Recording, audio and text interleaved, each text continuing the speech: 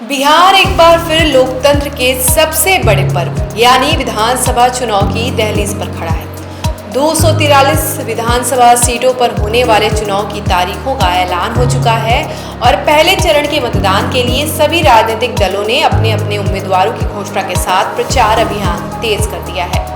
गांव-गांव में चौपालें सजी हैं, शहरों में दीवारों पर नारे लिखे जा रहे हैं और सोशल मीडिया पर राजनीतिक बहसें अपने चरम पर हैं।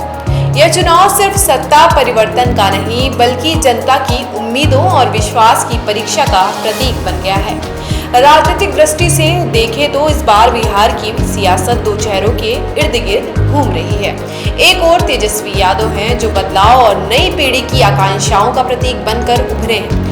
वह बेरोजगार युवाओं, किसानों और मध्यम वर्गीय परिवारों के बीच उम्मीद की किरण के रूप में देखे जा रहे हैं। दूसरी ओर है नीतीश कुमार जो अनुभवी, व्यवहारिक और प्रशासनिक दृढ़ता के प्रतीक माने जाते हैं। उनके समर्थक कहते हैं कि बिहार में जो स्थिरता और कानून व्यवस्था पिछले 2 दशकों में पाई है वो नीतीश के नेतृत्व में संभव हुआ। लेकिन विपक्षी दलों का तर्क है कि विकास की गति थम चुकी है और बिहार को अब एक नई दिशा चाहिए। यही द्वंद्व इस चुनाव का सबसे बड़ा सवाल है कि क्या जनता जोश पर दांव लगाएगी या अनुभव पर भरोसा करेगी। बिहार की राजनीति की जड़ें लंबे समय तक जातीय समीकरणों में उलझी रही, मगर इस बार हवा कुछ बदलती हुई नजर आ रही है।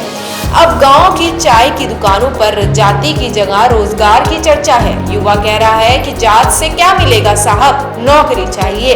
किसान बोल रहे हैं कि हमें ना वादा चाहिए ना बयान, बस फसल का सही दाम चाहिए। यही संकेत है कि जनता विकास के नाम पर वोट देने का मन बना बैठी है। उसे सड़क, पुल, डैम, फैक्ट्री, मेट्रो और रोजगार के नए अवसर चाहिए।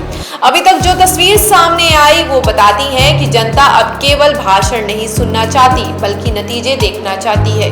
युवाओं ने बेरोजगारी, पलायन और शिक्षा के अवसरों की कमी को सबसे बड़ा मुद्दा बताया। किसान वर्ग ने फसलों की लागत और लाभ के बीच बढ़ती खाई और नुकसान पर मुआवजा न मिलने की शिकायत की। वहीं कुछ वर्ग ऐसे भी मिले जो मानते हैं कि मौजूदा सरकार की नीयत ठीक है लेकिन कामकाज की रफ्तार को तेज करने की जरूरत है। ये साफ झलकाता है कि जनता अब व्यवस्था परिवर्तन चाहती है, केवल चेहरा बदलने से बात नहीं बनेगी। प्रशांत किशोर की जन सुराज यात्रा ने इस चुनाव में एक अलग बहस तो खड़ी की है लेकिन जमीनी स्तर पर उसका प्रभाव अभी सीमित नजर आता है। कांग्रेस की भूमिका एक बार फिर सीमित है जबकि वाम दलों की आवाज नारों से आगे नहीं बढ़ पा रही है। ऐसे में मुख्य मुकाबला 2 ध्रुवों एनडीए और महागठबंधन के बीच सिमट कर रह गया है। बिहार की राजनीति में असली समस्या सत्ता परिवर्तन नहीं बल्कि व्यवस्था परिवर्तन की रही है।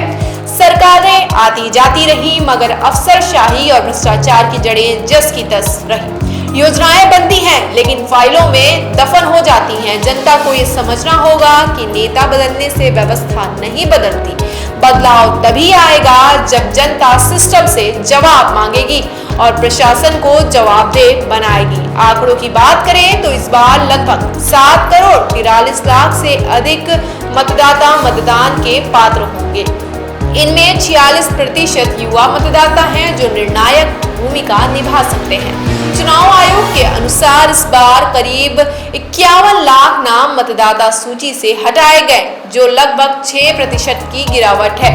सर्वेक्षणों में एनडीए और महागठबंधन के बीच महज 1.6% का अंतर बताया गया जिससे ये साफ है कि मुकाबला इस बार बेहद कांटे का है और किसी भी दिशा में झुक सकता है। बिहार का मतदाता इस बार मौन जरूर है लेकिन बेखबर नहीं है।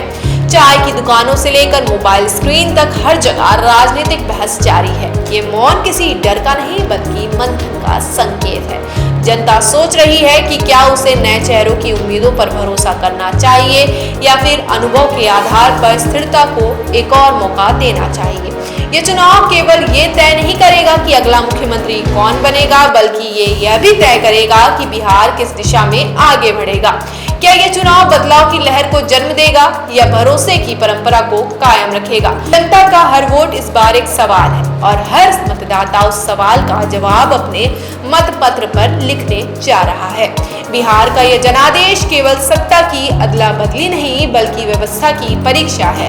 अब यह जनता पर निर्भर करता है कि वह इस बार सिर्फ सरकार बदलेगी या भविष्य की दिशा भी तय करेगी। बदलाव की चाह और भरोसे की तलाश दोनों इस बार बिहार के मतदाताओं के दिल में साथ साथ धड़क रही है और शायद यही इस लोकतांत्रिक प्रक्रिया की सबसे बड़ी सुंदरता है।